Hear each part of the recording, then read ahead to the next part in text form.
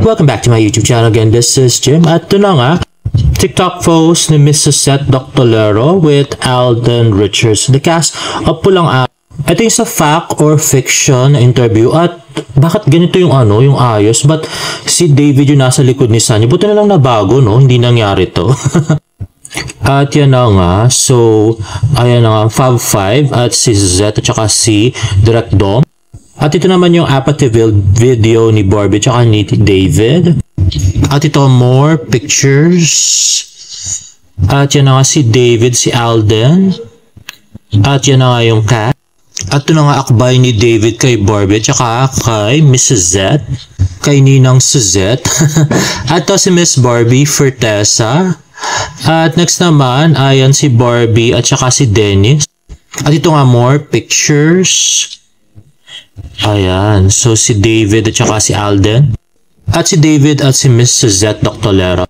At ito naman yung TikTok video ni Leo. Let's watch this. Christmas kay Leo. At yung yung vlog mo? Ka-Andres TV. Yung Ka-Andres TV vlog. Support guys. Hey, Peter. Partner, sorry kanina. Partner ko sa interview. Thank you, Miss. Thank you po. At next naman ay picture from Miss John Navarro. Minamasahe si David Licauco na nakabarong. So sa Japan pala to guys. At ito naman post ni Angge. Lalagyan ni Hiro ay ng tubig pala. At yan na nga David in the woods. At ito naman ay post ng Netflix Philippines na nire-post ni David Licauco. Ito na nga yung napakagandang ending kanina. Let's watch this. Sila ni Eduardo, yung kuya. So ito nga, nagpakasal daw si Eduardo Teresita. Bukod kay Juan ay nagkaroon sila ng 3 anak na si Carmela, Filipina at Julio. Tapos si Hiroshi at si Adelina nagpakasal din. At nagkaroon sila ng 3 ring anak na si Chikara, Haruka at Akiyo. At dito nga ay hinalikan na lang ni David yung buhok ni Barbie Fertesa. At ito, mas maganda to actually. TikTok video ni Ryu Nagatsuka na repost ni David. Let's watch this. Adelina, alam mo ba ang ibig sabihin ng ice tea? Hari ko. Aishideru. At ayun nakakinilig nga si David sa kanyang sariling bana. At yan nakakinis ang ulo ni Barbie. Ay nako, sana kayo na lang talaga nakakainis. At ito nga pinost ni Sir Nathan Perolino ang bagong kasal. Grabe, ang cute-cute nila to. Ay nako. At ito nga more pictures of Barbie, David, and Kulot, and Alden, and Sanya. Ay naka Pulang Araw, hindi na muling pasisiil. At ito nga ay nag-post si David Licauco sa thread. Sabi niya, I will miss Pulang Araw. At next naman ay post ni Tito Jack sa kanyang Instagram story, the cute baby Jimin and Tita Eden. At ito naman another post ni Tito Jack sa kanyang Instagram story. So si David at saka si James bonding. Ano tinuturo mo kuya?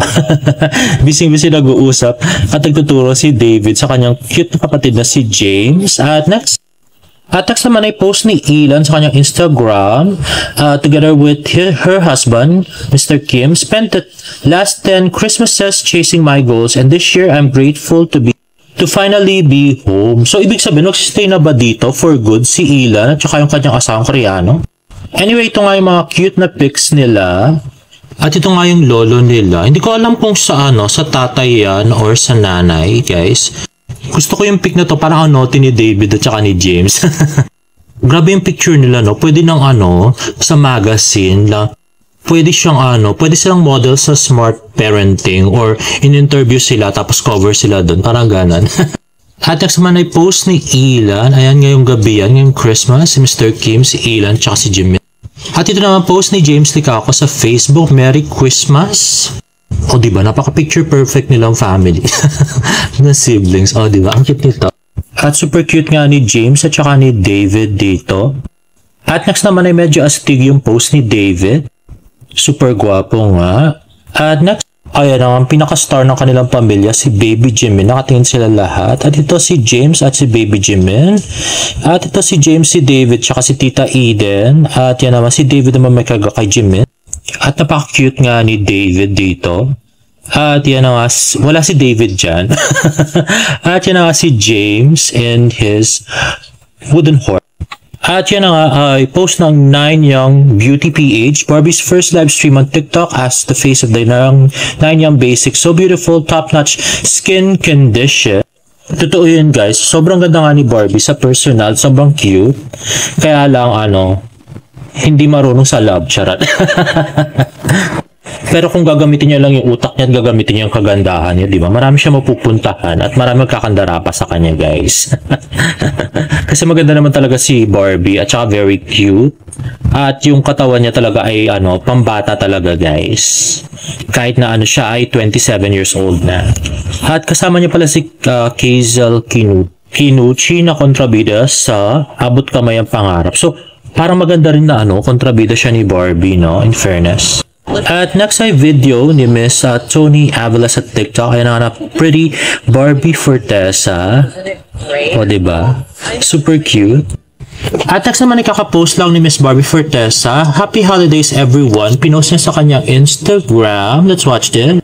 Ayun na nga, napakalaking Christmas tree ni Miss Barbie Fortesa. At yan na nga, palagi ko Carlitos Catering din to. Judgmental. At yan na nga, napakasarap na pagkain ni Barbie. At ang kanyang digital camera. At ang kanyang cute na Pomeranian, si Tito Tony. At yan na nga, si Lucian at saka si Ate Gabriel niya. Ayan si Tita Ami. Ayan, comforter yata yung regalo kay Barbie. Tsaka si Tito Tony. Ayan, parang comforter din. At totoo ba to? Bakit wala si Jack? Nananaginip ba ako? Totoo na ba to? Grabe. Kasi ako, wala na si Jack. Ngayon ako, sana forever na. So parang first time ko nga nakita nagpasko si Barbie na wala si Jack Roberto. I still love it. And lastly nga, ay gusto ko pala pagpa-thank you kay Miss Myrna, kay Miss Emma, na sila po ang nagbigay ng dinner ko ngayong gabi, pandagdag sa Noche Buena. Ayan na nga. So, meron siyang crab rice. So, super sarap niyan. At saka yung kanyang chicken. Ayan, I so love that.